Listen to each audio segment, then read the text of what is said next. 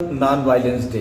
आज का दिन बहुत ही महत्वपूर्ण दिन है पूरे विश्व के लिए, क्योंकि आज हम इंटरनेशनल नॉन वायलेंस डे के रूप में मनाते हैं। भारतवर्ष के अंदर भी ये महात्मा गांधी जयंती के रूप में, लाल बहादुर शास्त्री की जयंती के रूप में मनाया जाता है। दोनों ही इस देश के बड़े पुरोधा हुए। लाल बहादुर शास्त्री ने भी जिस तरीके से देश को संभाला और जिस तरीके से युद्ध काल में उन्होंने लोगों का सहयोग लिया, लोगों को बुलाया, लोगों से मिले, लोगों को जिस तरीके से उन्होंने डेवलपमेंट के साथ जोड़ा, वो बहुत बड़ी बात है। आज इतने सालों से हम नॉन वायलेंस डे मनाते हैं, इसके बाद भी समाज के अंदर डाउरी को लेकर के, दहेज सिस्टम को लेकर के जो हत्याएं हो रही हैं वो लगातार बढ़ती ही जा रही हैं, लगातार चलती जा रही हैं, जिस चीज़ को रुकना चाहिए। एक समाज के अंदर जो समाज कानून से नियंत्रित होता है, कानून पूरी तरीके से समाज पे हावी है। आप देख सकते हैं कि हेलमेट है नहीं है, सामने वाले की इनकम क्या है, भारत में जो इनकम का रेशियो है वो भी जितना है सारे लोग जानते हैं, और उसका भी चालान 5,000 का कट जाता है। भले उस एरिए के लोगों की इनकम 5,000 रुपये पर मंथ एवरेज इनकम ना आती हो, मैक्सिमम गांव में अगर आप जाएंगे तो नहीं है, उसके बाद भी वो उस चीज़ को लेते हैं, एक्सेप्ट करते हैं और चलते हैं। ये इस बात को दर्शाता है कि समाज किस तरीके से कानून को मानता है, समाज कितना डिपेंड करता है कानून के ऊपर, कितना कानून में फेथ रखता है। मतलब एक ऐसा समाज जो कानून में पूरी तरीके से आस्था रखता है, उसको दिक्कत हो, तकलीफ हो, कानून के खिलाफ नहीं जाता। वहाँ पर दहेज को लेकर के कानून है, पर कानून होने के बाद भी दहेज को लेकर के हत्याएं हो रही हैं, ये मामला आ रहा है।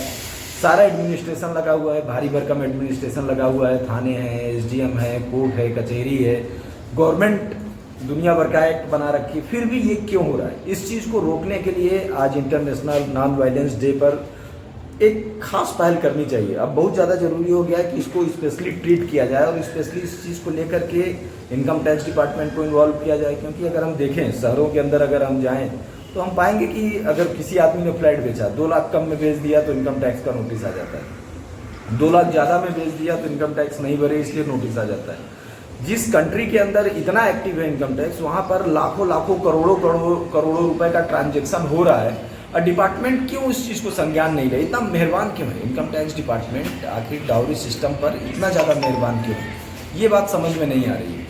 तो अब ये ज़रूरी हो गया है कि इनकम टैक्स डिपार्टमेंट भी इस चीज़ को संज्ञान ले, और जितने भी सरकारी विभाग हैं वो अपनी तरफ से, क्योंकि ये सारी रिस्पॉन्सिबिलिटी एम्प्लॉइज़ की है, एम्प्लॉइयों को पगार मिलती है, पब्लिक टैक्स देती है, उस टैक्स में सबकी भागीदारी है, क्योंकि इस देश के अंदर हर आदमी अपने आप में एक इंडिविजुअल बॉडी है।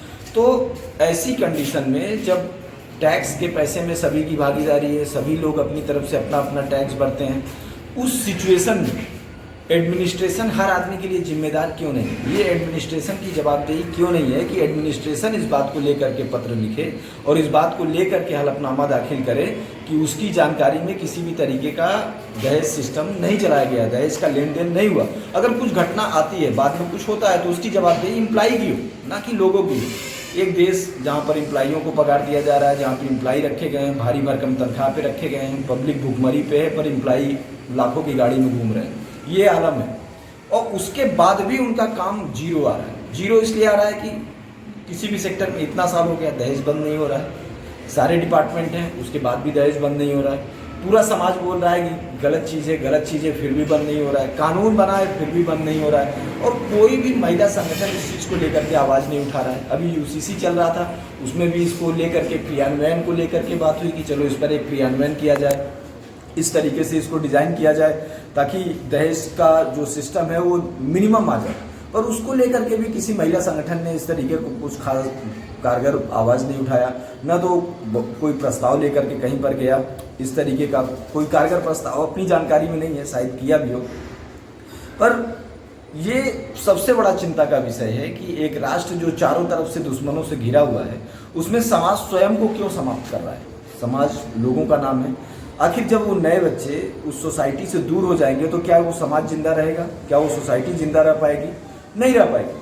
तो ऐसी कंडीशन में जब सोसाइटी नहीं रहेगी तो देश भी नहीं रहेगा। हो सकता है कुछ लोग सोचते हो कि इस तरीके से लोग बर्बाद रहेंगे और वो किसी भी गलत का विरोध नहीं कर पाएंगे और वो हुकूमत करते रहेंगे, नहीं कर पाएंगे, क्योंकि उन लोगों की वजह से ही हुकूमत है। अगर लोगों का पलायन हो गया, सपोज करो बच्चियों का पलायन अपने समाज से होने लगा इस सिस्टम के कारण, तो क्या वो हुकूमत कर पाएंगे? नहीं, क्योंकि जो नए लोग आएंगे वो उनको पसंद करेंगे? नहीं पसंद करेंगे।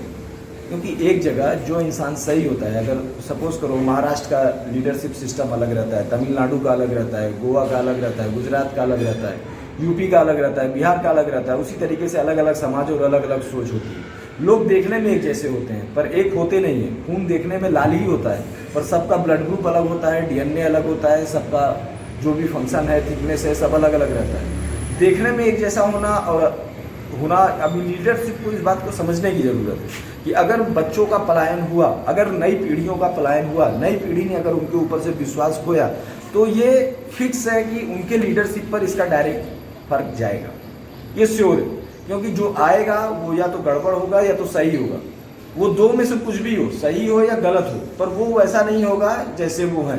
तो मतलब उनको वो नहीं चाहिए होगा जो है। तो ये बहुत ज़्यादा जरूरी है। लीडरशिप भी इस बात पे ध्यान दे, लीडरशिप इस बात की चिंता करे, सदन में इस बात को उठाए कि इस बात, सदन में कविताएं पढ़ी जा रही हैं, श्लोक पढ़े जा रहे हैं, पर इस पर चर्चा नहीं हो रही।